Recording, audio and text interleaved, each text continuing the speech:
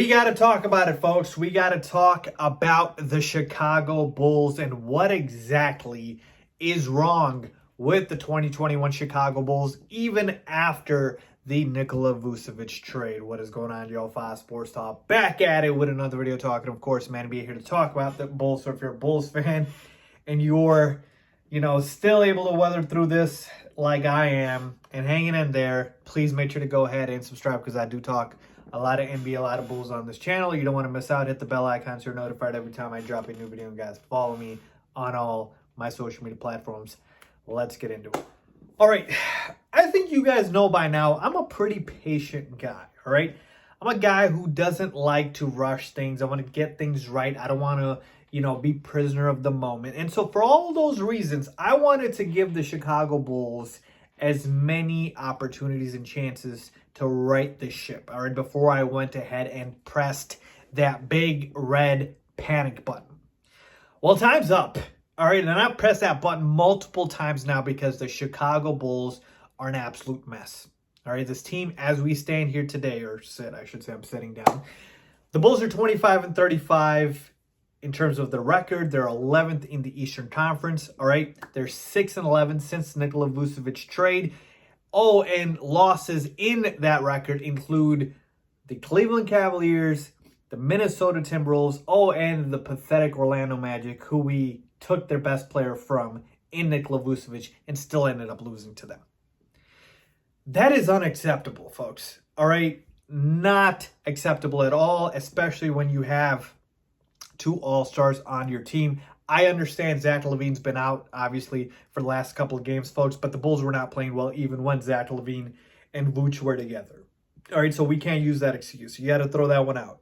All right, so as I started analyzing the team and tried to figure out, right, what's wrong with this Bulls team? Like, when I go back to the trade, and look, I've never been one to shy away from saying I'm wrong if I'm wrong. When the Vooch trade happened, I said this was a phenomenal trade. This is exactly what the Chicago Bulls need. And of course, it hasn't happened yet. But keep this in mind. Short-term versus long-term, right? Even with Nikola Vucevic, this season, the Bulls were not going to do much. I expected them to make the playoffs, which seems like a pipe dream right now. But in terms of championship-level team, not going to happen. It wasn't going to happen this year. So long-term, I still believe 110% that was the right trade for the Chicago Bulls. Maybe you can dispute on the compensation that the Bulls gave up, right? Maybe we should have kept Wendell Carter Jr., who's been playing phenomenal for the Magic, and traded away a Lauri Markkanen. Maybe we gave up too many draft picks. Fine, I can give you that. But in terms of the trade, I still make that trade 10 times out of 10. All right, so I'm not saying I regret the trade. I don't.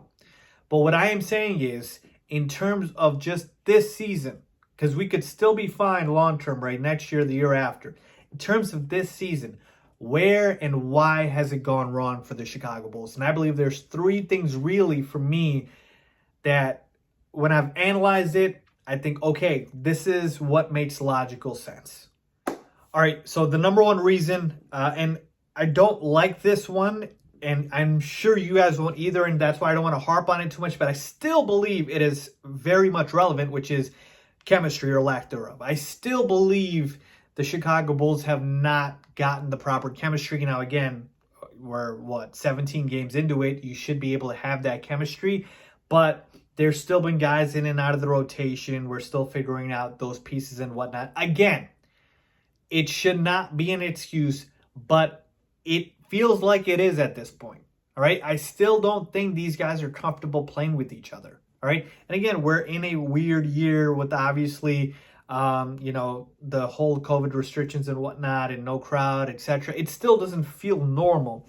And so the mannerisms, right, for the players, where players like to get the ball at certain spots, this, that. I mean, guys have to play together for years. Sometimes it feels like to get that. So for the Bulls to expect them to figure out in 17 games. Again, I'm not saying it was impossible, but you can kind of understand why it's still hard and it's still difficult, especially when you're bringing in a guy in Nikola Vucevic who changes up your entire offense. I mean, Vooch isn't a guy you plug and play. Vooch is a guy who changes up your entire team because he is that good of a player, that good of a presence. Now, again, you could say, Faiz, what about, the Brooklyn Nets with James Harden, right? He came in and they didn't lose a step or a beat. True, I got it. That's why I said I'm not a big fan of this one. I'm not going to harp on it too much. I think they should have figured it out by now, but I'm just letting you know that it doesn't seem like they have, which is a problem, and that's the first one. All right, problem number 2, and this one is the one that I think is the most relevant: no identity.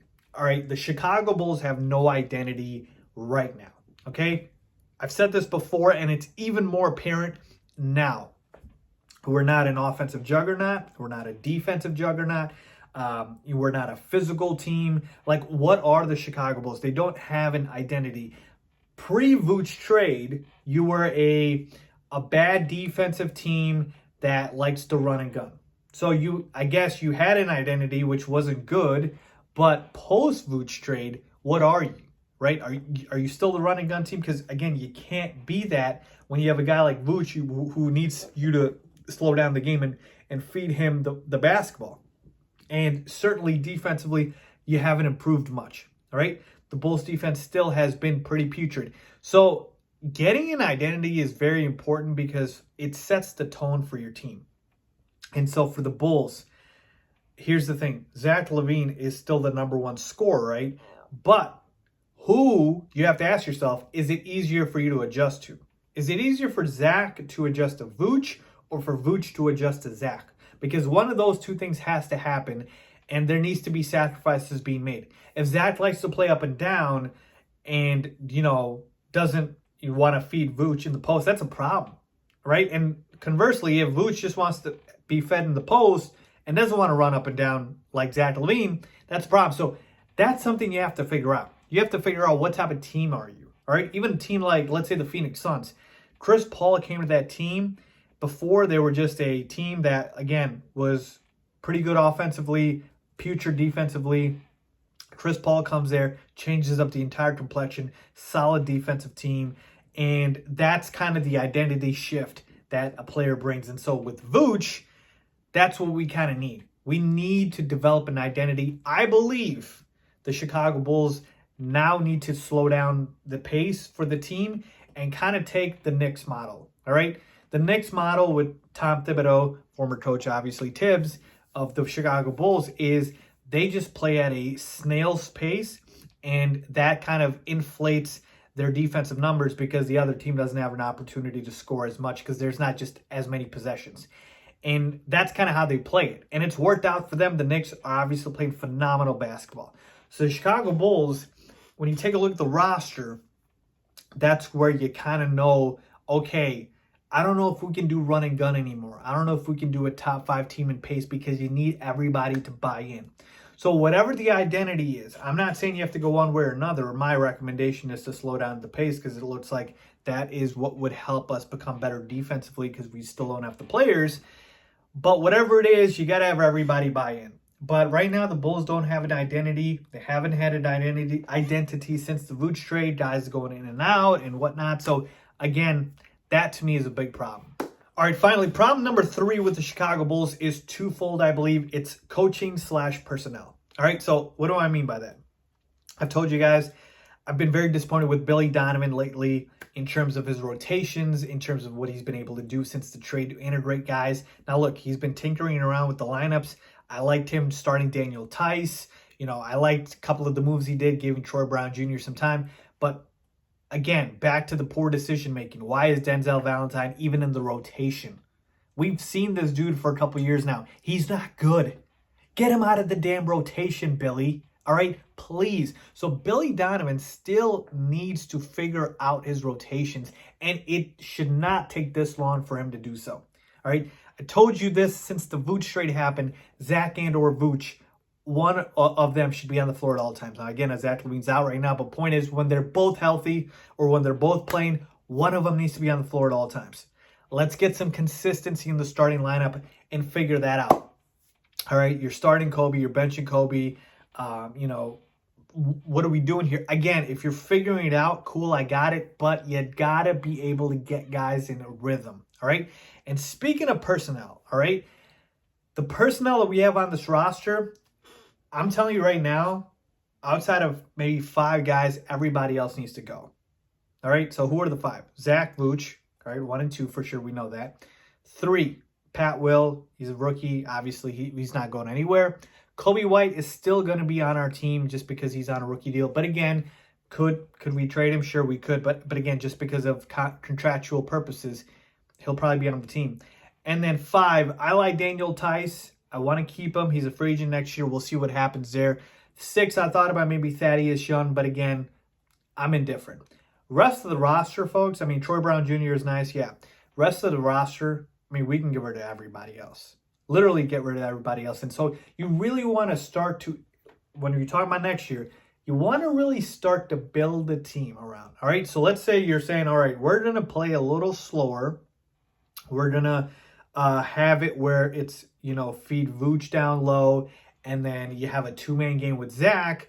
Well, we want more shooters on the outside, or, we want more slashers, whatever the case may be. You want to get that personnel to fit the team. And so right now, it's a bunch of misfits on the roster, obviously. And Billy Donovan's trying to figure it out. He's trying to see, okay, what are we going to do here? What are certain guys going to play? What are the positions? All that stuff. And so, again, Billy Donovan's rotations have been a hot mess. The personnel, not great, outside of, obviously, the guys I mentioned. And so going into next year, AK and Mark Eversley are both going to need to just shred this roster and just trim off the fat. All right, keep what works and what doesn't. This year, we've already seen Lauri Markkanen. Sorry, you're out of here. You haven't proven much to us, all right? Kobe White, same thing. Again, he's on a rookie deal, so we'll probably keep him. Maybe he'll turn it around. Wendell Carter Jr., you already traded him. So that 5 core pieces, right, that you had with Wendell, Kobe, Lauri, Zach, and Pat, only 3 left because I believe, 3 in Zach, Kobe, and Pat, because I believe Lauri's going to be gone and Wendell's already gone. So all of that being said, coaching and personnel is a problem. And so, again, let's just recap here. So I said number 1 problem still is a lack of chemistry. Number 2, no identity. And number 3, coaching/personnel. This year's a wash, folks. It's over. Just put a fork in it. I don't expect the Bulls to make the playoffs. Don't have any hope either that the Bulls make the playoffs. I'm very disappointed. Again, I don't regret the Vooch trade. I still like the fact that it happened, and I think long-term, it will work out for the Chicago Bulls, but just this season, it did not. So, to me, like I said, we're going to look forward to the offseason here, figure out what to do with this roster, but as far as the problems, I've listed them out for you guys, but I want to hear from you guys. What do you think is the main problem with this team, all right? I've literally driven myself crazy trying to figure it out, but let me know what you guys think. Leave a comment down below if you agree or disagree, as always. Thanks for watching.